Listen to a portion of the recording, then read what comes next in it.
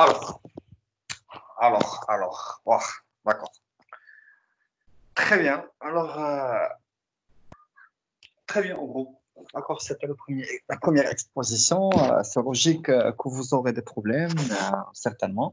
Mais c'était très bien. Le contenu, c'était bien, très bien adapté. Alors, vous avez bien suivi le plan que j'ai offert au niveau des parties. Alors, j'ai divisé le cours selon 7 parties. La première partie, c'était la vôtre. C'était une partie relative à la prospection et relative au paperasse administratif. Alors, avant de vous expliquer la situation, d'expliquer la situation de manière qui est générale, alors, il faut faire un petit rappel. Le petit rappel, ça commence depuis le module qu'on a déjà eu et qu'on a déjà appris et qu'on a déjà démontré. Et je commence depuis métier formation. Alors, métier formation au niveau de la branche technique, au niveau de la branche technicien spécialisé en commerce.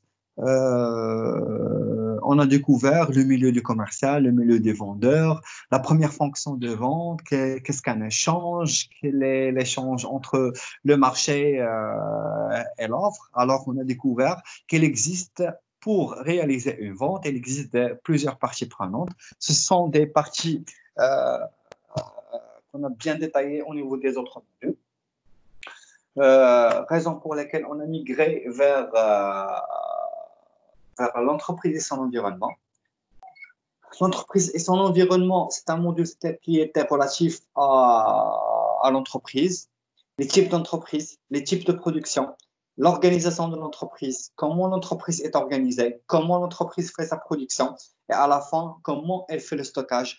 Puis, elle fait une communication avec l'extérieur, avec son milieu. Le milieu, c'était les agents économiques. Alors, c'est pas la peine d'entrer dans les détails. L'essentiel, l'entreprise, elle fait la production. Alors, c'est un agent qui offre une valeur de plus, qui est la production. Les biens, ce sont déjà les biens se sont produits et stockés à l'intérieur de l'entreprise.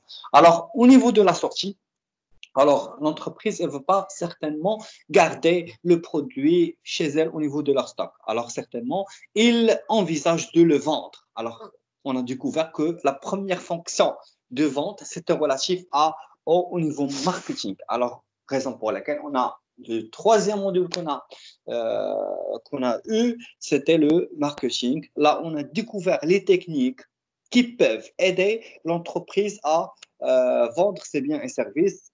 Et on a eu la fameuse définition du marketing qui sont l'ensemble des moyens dont dispose l'entreprise pour bien vendre ses biens et ses services. Alors, le marketing, ce sont l'ensemble des techniques je souligne, qui aident l'entreprise à vendre, qui aident l'entreprise à vendre. Seulement, il aide l'entreprise à vendre, mais pas vraiment à vendre. D'accord? Il aide l'entreprise à vendre.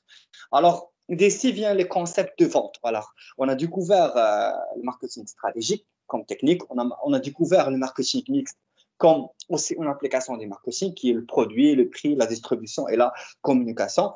Et en rassemblant ces 4 parties, on a eu une cinquième qui s'appelle la force de vente. La force de vente, comme je le démontrais, comme un signe, je le disais comme toujours, c'est l'équipe commerciale, mais je ne l'expliquais pas, vu que cette explication s'intègre au niveau du module technique de vente. D'accord? Alors, on arrive aujourd'hui à faire le détail de la force de vente. Alors, d'une manière qui est générale, le marketing, il vous enseigne d'une manière générale les techniques qui peuvent aider l'entreprise à vendre, mais pas vraiment à vendre. D'ici vient plusieurs concepts de vente.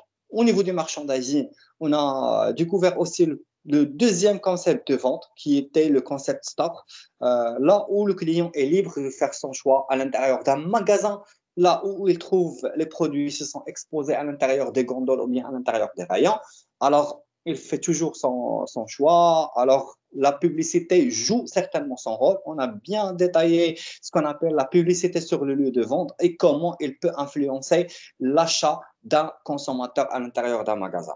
actuellement. Et aujourd'hui, on va certainement découvrir la première partie, là où le vendeur est présent. Il n'est pas absent comme le marchandising. Là où le vendeur il fait vraiment une très grande part au niveau tellement il offre une valeur à la vente. Alors, je commence depuis le vendeur. Alors, l'entreprise, elle a son produit, elle offre à l'équipe commerciale qui est la force de vente. L'équipe commerciale, certainement, elle cherche à vendre. La première des choses, elle doit être bien organisée au niveau de la vente. Alors, ici se pose la question, quelles sont les étapes de la vente et comment peut-on réussir la vente? Alors, on commence à détecter que la vente, on commence par une proposition. Si vous vous souvenez au niveau du métier formation, toujours au niveau des schémas, au niveau des cas de situation, là où on a découvert, toujours on a une proposition. Alors, au niveau de l'offre, d'accord, c'est l'offre qui va proposer, ou bien non, des entreprises qui vont formuler cette offre par rapport aux besoins du marché, ou bien aux besoins de la demande, ou bien aux besoins des clients. Alors, l'offre, elle est détenue par l'entreprise. Alors, au niveau de la proposition, ça commence le premier pas de la vente. Alors, le vendeur doit proposer les produits. Mais on pose la question, vers quel produit? Alors ici, on va faire appel au marketing, là où le vendeur, pour vendre, il doit certainement poser la question, le produit qu'il lui détient, alors elle appartient à quelle catégorie, elle est vers quelle destination? Alors ici, elle est obligatoirement de faire la segmentation et le ciblage. On parle d'un segment ou bien on parle d'une cible. Ça, c'est la même chose. On a découvert au niveau du marketing que c'est là la même chose. Alors, ici, ça commence. Alors, le fait de préparer la vente. Alors, on a une phase qu'on appelle la préparation de la vente. La préparation de la vente, c'est bien savoir son produit, avoir sa fiche technique, avoir ses caractéristiques, faire un diagnostic, ses forces, ses faiblesses, son opportunité et ses menaces pour bien essayer de convaincre les clients dans le cas d'une négociation, bien dans le cas là où le client demande quelques informations, bien il commence à soit préjuger, soit juger le produit. Alors, c'est une phase de préparation. Alors, ça commence avec une préparation certainement informative. Alors, on commence à récolter des informations qui vont certainement nous aider au niveau de la vente. Ça, c'est le premier côté. Le deuxième côté, alors, quand on détermine une cible, certainement, on doit la chercher. Certainement, on doit, bien sûr, on doit chercher la cible, on doit chercher la clientèle. Alors, chercher une clientèle, ça veut dire chercher des clients qui peuvent acheter ce produit-là. Alors ici, on parle d'une seule action qui s'appelle la prospection. Alors la prospection, elle se définit comme étant la recherche des nouveaux clients. Alors, écoutez très bien, c'est la recherche. On parle de la recherche. Ça veut dire on cherche pas certainement y aller pour chercher des nouveaux clients. Quand on a des nouveaux clients, on a certainement l'opposé qui sont anciens clients. Alors certainement, vous allez vous confronter avec des entreprises qui ont déjà des clients, des anciens clients. Mais pour faire la distinction technique, on parle de clients de l'entreprise, on parle de clients prospects. Alors, le prospect ne devient client de l'entreprise que s'il effectue l'achat. Alors, ici vient la distinction et le vendeur ou bien le commercial doit certainement faire la distinction entre ces deux concepts. Alors, on a un ancien client, ça veut dire un client qui appartient déjà, qui a déjà acheté le produit de l'entreprise, et vous, certainement, quand on parle de la prospection, on parle à la recherche des clients prospects. Alors, dans sa définition, le client prospect, c'est un futur client de l'entreprise, c'est un futur acheteur, et c'est quelqu'un qui peut, ou bien qui a la volonté, ou bien qui va certainement acheter le produit pour l'essayer, soit pour la première fois, ou bien le consommer pour une deuxième fois, ou bien pour une troisième fois. Certainement, ça dépend du cycle de vie du client et cycle de vie du produit. Alors, ça dépend du cycle de vie du produit. Alors, ça, c'est la définition de la prospection. Deuxième des choses. Alors, certainement, vous vous posez la question, au niveau des techniques de vente, il faut apprendre plusieurs techniques de vente. Alors, certainement, vous devez apprendre. Vous allez me poser la question, vous allez me dire, professeur, comment peut-on réussir la prospection et comment peut-on vraiment arriver à avoir de nouveaux clients? je vous dis, là, il faut répondre à la question suivante. Comment réaliser vraiment un plan de prospection commerciale? Il vous faut un plan. Alors, certainement, vous devez bien se doter avec une organisation. Un vendeur qui n'est pas organisé, ce n'est pas un vendeur. D'accord? Alors, c'est quelqu'un qui passe justement au niveau de la rue, c'est quelqu'un qui perd son chemin. Alors, il faut bien être organisé. L'organisation commence avec la bonne connaissance du produit, comme je le cite. La deuxième des choses, bien connaître sa cible, sa segmentation. Troisième des choses, bien connaître au niveau marché, les informations du marché. Quatrième des choses, il faut se préparer pour des visites. Chercher de nouveaux clients est toujours relatif à une visite. Le premier secret du commercial, c'est réussir ces visites. Alors actuellement, dans le monde actuel, les visites, on a deux types de visites. Alors, on a des visites qui sont à distance.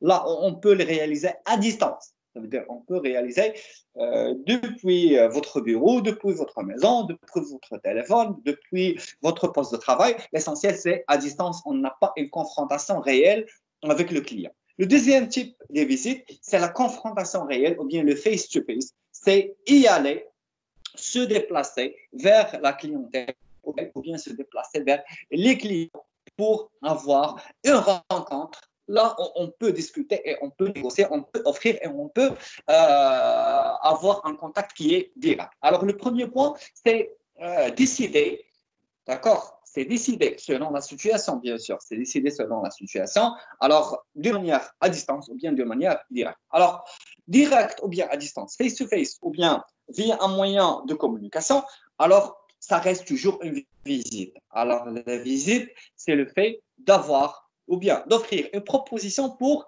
soit le client prospect pour acheter le produit ou bien pour essayer votre produit. Votre but, c'est proposer ou bien offrir le produit à la clientèle dans le but de l'essayer et d'atteindre votre but, c'est de vendre. D'accord, certainement. Alors, ici, il y a plusieurs types de visites. On a les visites là où on est vraiment, on parle des visites de courtoisie. Là, on continue à découvrir les besoins clients. On a les visites régulières. Ce sont des visites qui mesurent d'une manière générale la consommation du client et de l'acheteur et on continue à vendre. Et on a aussi d'autres visites. On a plusieurs types de visites. On a des visites de prospection, on a des visites d'offres, on a visite, les marchandisers aussi faisaient des visites de vente chez les distributeurs. Alors, on a plusieurs types. Alors, l'essentiel, tout se focalise au niveau de la visite pour offrir. Alors, pour réussir cette offre, il faut avoir une base administrative. D'accord. Voilà, on sait très bien, voilà, c'est comment se déplacer, avoir un contact client, avoir que. Alors, d'une autre manière, le contact client, il est très, très nécessaire. Alors, pour faire une visite, il te faut certainement du contact. Si vous voulez, par exemple, faire des visites à distance, certainement, vous devez avoir le numéro de téléphone, le contact, les mails, par exemple, les réseaux sociaux sur Facebook, sur Instagram. Alors, actuellement, le monde se développe. La plupart des gens, ils utilisent les réseaux sociaux, ils utilisent les moyens de communication. Alors, ce n'est pas étrange. Actuellement, au niveau 2020, ce n'est pas étrange. On parle actuellement que ces moyens, le monde était obligé durant la coronavirus à utiliser ces moyens. Alors, on actualise, le monde s'actualise et actualise ces informations et actualise ces fonctions. Alors, la plupart des clients, ils sont obligés d'utiliser les moyens à distance actuellement. Alors, vous aussi, vous devez vous habituer à imaginer ou bien à vraiment conquérir l'expérience de contacter des clients à distance. Alors, je disais que d'une manière générale, il faut avoir des contacts. Alors,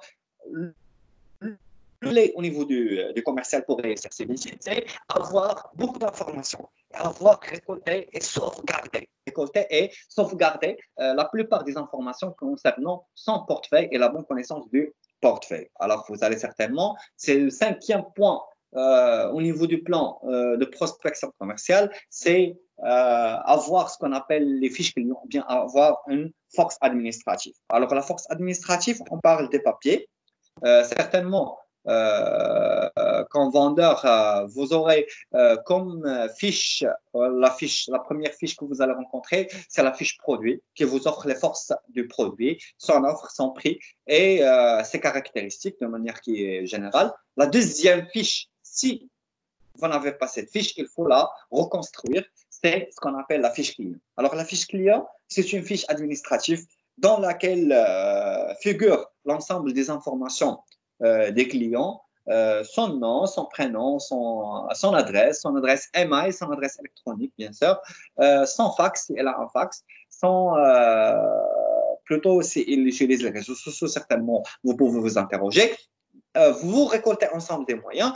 Vous-même, vous pouvez, la fiche client peut contenir aussi la note concernant ses volontés, ses remarques, ce qu'il voulait. Ça va vous aider certainement à bien comprendre la volonté du client. La fiche client peut aussi avoir un côté très très essentiel qui est la fréquence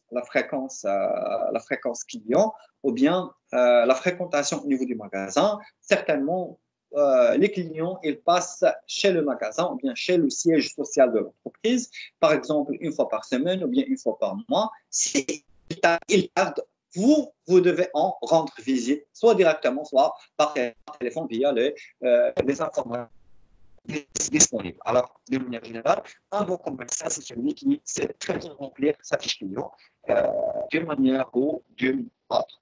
Alors, la fiche client est essentielle.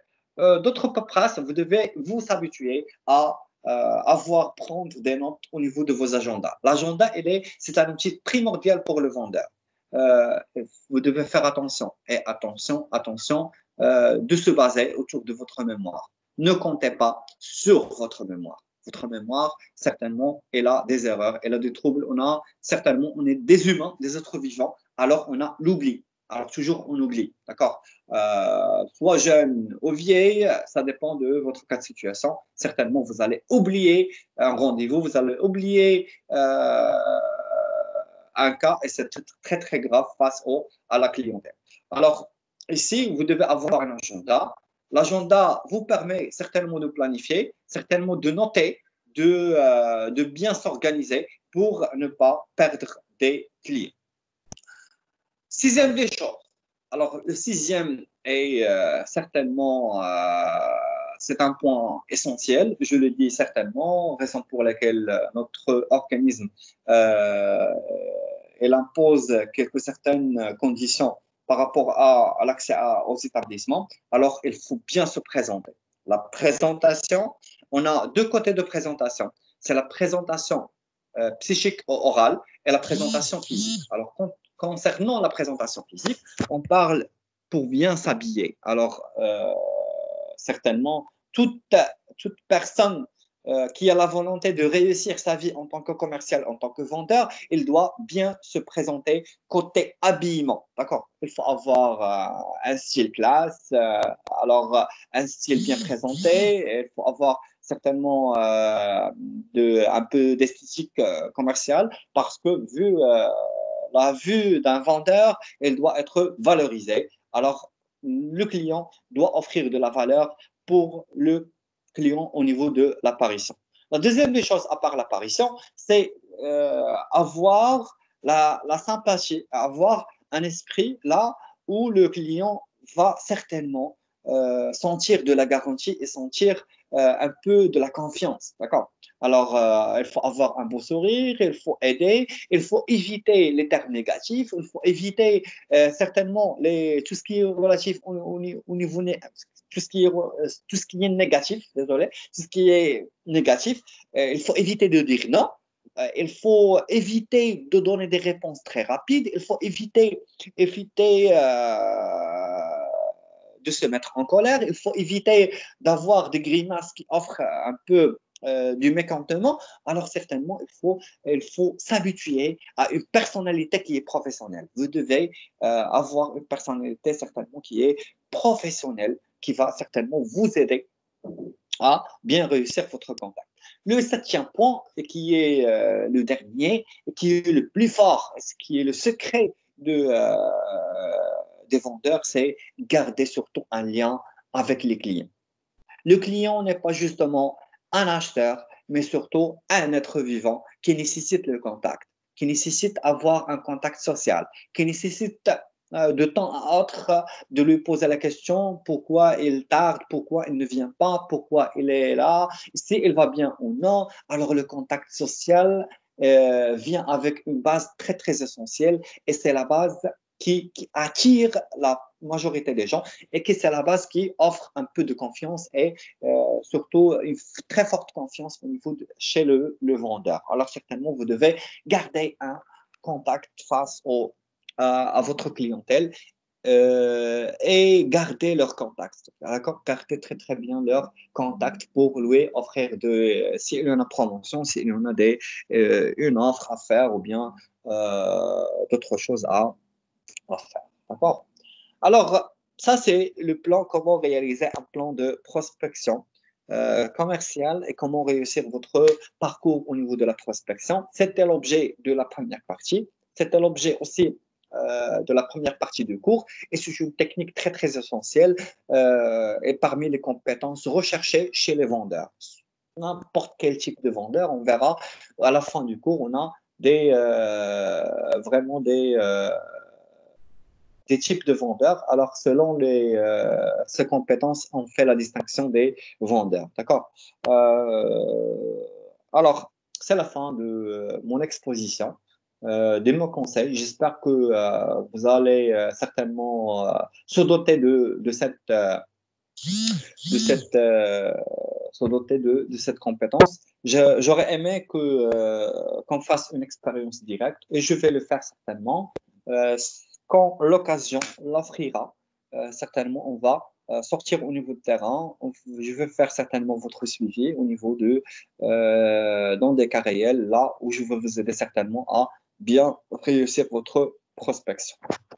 Si vous avez des questions, bienvenue.